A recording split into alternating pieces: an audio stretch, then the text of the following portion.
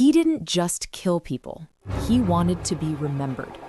In the late 1960s, a mysterious figure terrorized California, murdering strangers and then mocking police with handwritten letters, cryptic symbols, and coded messages.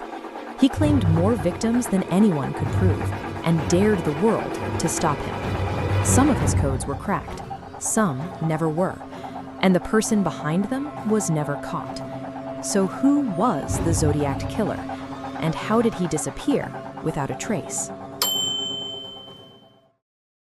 In December of 1968, two teenagers parked their car on a quiet road in Vallejo, California. Minutes later, someone approached their vehicle and opened fire. One survived long enough to describe the attacker, the other didn't.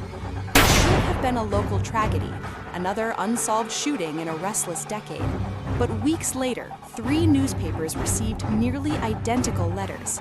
Inside were detailed descriptions of the crime, information only the killer could know. And attached to those letters was something far more disturbing, a cipher made of strange symbols, circles, and crosses. The writer demanded it be printed on the front page, or he would kill again. The newspapers complied.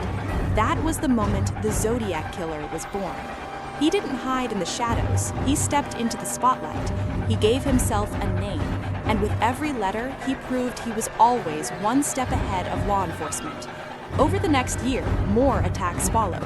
A couple shot at a lover's lane, a young woman stabbed at a lakeside picnic, a taxi driver murdered in the middle of San Francisco, just blocks from a police station.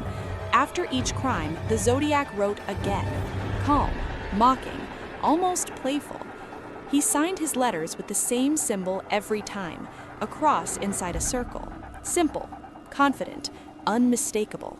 Police raced to identify him. Fingerprints were collected, witnesses were interviewed, suspects were named and discarded, but the letters kept coming, each one tightening the pressure and deepening the fear across California communities everywhere. One of the ciphers was eventually cracked by a schoolteacher and his wife. The message didn't reveal a name, it revealed a mindset. The Zodiac claimed killing was fun.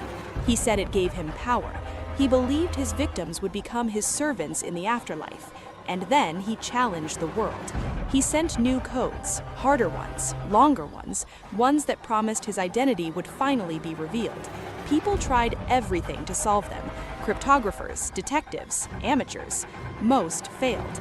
And as the frustration grew, so did a terrifying question. What if the Zodiac wasn't hiding because he had to? What if he was hiding because he wanted to? Because every unanswered symbol, every unsolved letter kept him alive, not in person, but in legend. And legends never die, especially when fear keeps speaking to us. The most haunting part of the Zodiac's reign isn't just that he escaped, it's how close he came to being caught. October 11th, 1969, San Francisco. A yellow cab pulls to the curb. A gunshot rings out. When the police respond, a description is broadcast over the radio, but there's a mistake, a fatal one. The dispatch reports the suspect as a black male. 2 officers patrolling just blocks away see a white man walking calmly away from the scene. They pull up alongside him. They look him in the eye. They ask if he's seen anything suspicious. He points them toward a distant corner. They thank him and drive away. Days later, a letter arrives at the San Francisco Chronicle. It contains a blood-stained piece of the taxi driver's shirt. In it, the Zodiac mocks the police, laughing at the fact that they had him in their sights and let him walk into the fog. The terror wasn't just in the headlines, it was in the silence of every California home. The Zodiac began targeting children. He threatened to blow up a school bus. He described in excruciating detail how he would pick off the kiddies as they come bouncing out. The city panicked. Armored guards rode on buses. Parents stopped letting their children play outside. This was no longer just a series of murders, it was a siege. He wasn't just killing people, he was killing the very idea of safety. He was a ghost that could be anywhere. The man in the grocery store, the neighbor across the street, the stranger behind you in the theater. Then, just as the fever pitch reached its breaking point, the letters stopped. The ciphers remained unsolved. The Z340 code, a wall of 340 complex characters, sat on the desks of the FBI for decades, a mocking puzzle that refused to break. The investigation turned into a labyrinth of dead ends.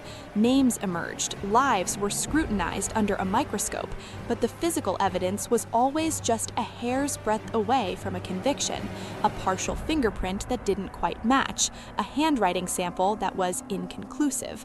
The Zodiac didn't just disappear, he evaporated. In 1969, witnesses and police officers described the killer as a man in his late 20s or early 30s. Some pegged him as old as 45. If the Zodiac was 30 years old during that bloody summer in Vallejo, he would be 86 today. If he was 40, he would be 96. It's a narrow window, but it's a terrifying one. What are your thoughts? Follow This Us for more eerie, unresolved cases in history.